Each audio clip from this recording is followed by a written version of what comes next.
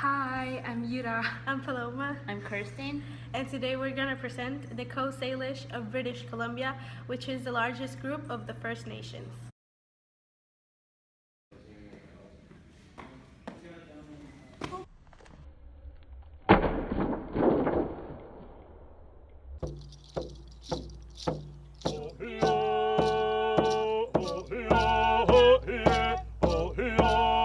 The Salish are people of the Northwest Coast Culture Group, which is the largest group of First Nations in British Columbia.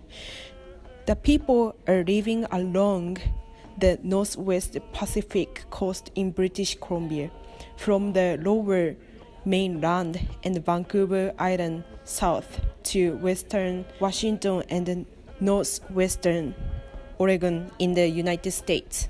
The geography of the region in which they lived dictated the lifestyle and culture of the Salish tribe.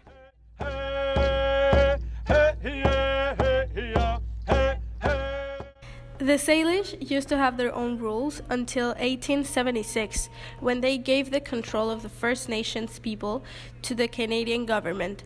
They had residential schools to which children were sent to for studying their culture. Each family had a leader. This one was responsible for providing to the family. They always give thanks to the Creator, who is considered as the creator of the earth. The Creator is the one with supreme power, being at the top of their beliefs and social status, who they would often seek for guidance and advice. The Salish people were organized between the villages. They were very conscious of their social standing. The most important factors of determining their social rank was the material of their wealth. The Northwest Coast people never developed a democracy. Instead, their society was ruled by wealth, which means the wealthiest clan had the most power. In their society, there were three main classes: nobles, commoners, and slaves. They are the oldest and highest ranking individual called chief in their family. The chief was determined within each family's rank.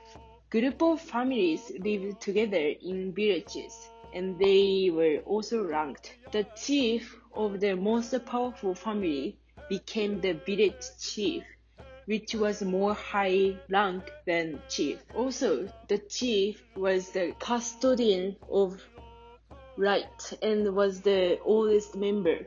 They were in charge of the decisions like what song and dances for the ceremonies or when to move from the winter to summer villages.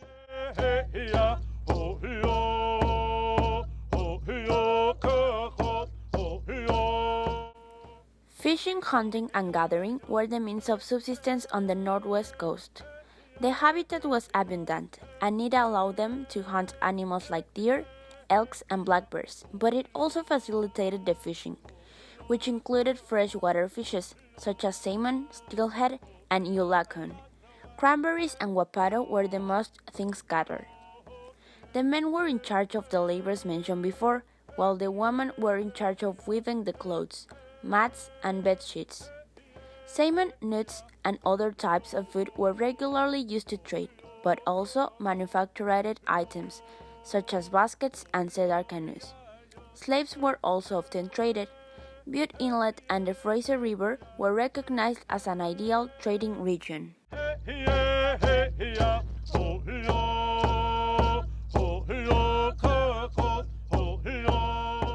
The Salish had the 13-moon system, which they used as reference to know when to harvest certain resources.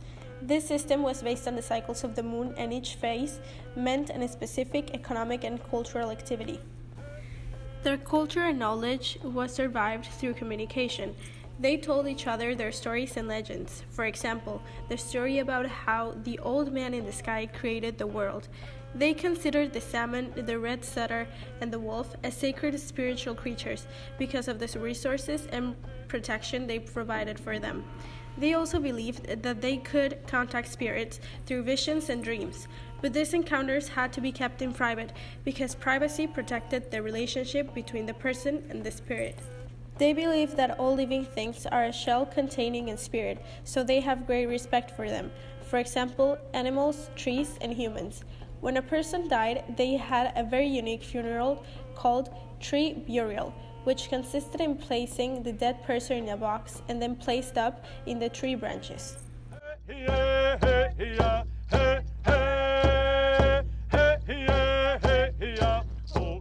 The Salish art is well known for their basketry, weaving, and woodworking, particularly carving. The Salish carving style developed in the Pacific Northwest, and it is well known by totem poles, canoes, bentwood boxes, sculptures, and masks. Totem poles are the most important representation of Salish art because they represent ancestors, spirit helpers, and they marked important events. The coast Salish art can be described as a two-dimensional style. Its design is mainly formed by ovals, dragons, and crescents. It also could have forms of humans, birds, and other animals. In the process of elaboration, after the shape was carved, fish oil was rubbed over it to give it a polished sheen. They used to play games such as the hand game or bone game, also the disc game. They played sports between different villages. Boys and girls played different games. They performed them when someone was changing their social status. These events showed the wealth and generosity of the host. There are other ceremonies such as the spirit dance, first Simon ceremony, and cleansing ceremonies. Rituals were performed in winter. There's a winter dance called Seyuwen, and some rituals were related to hunting land animals. Oh, sorry. There you are. Thank you.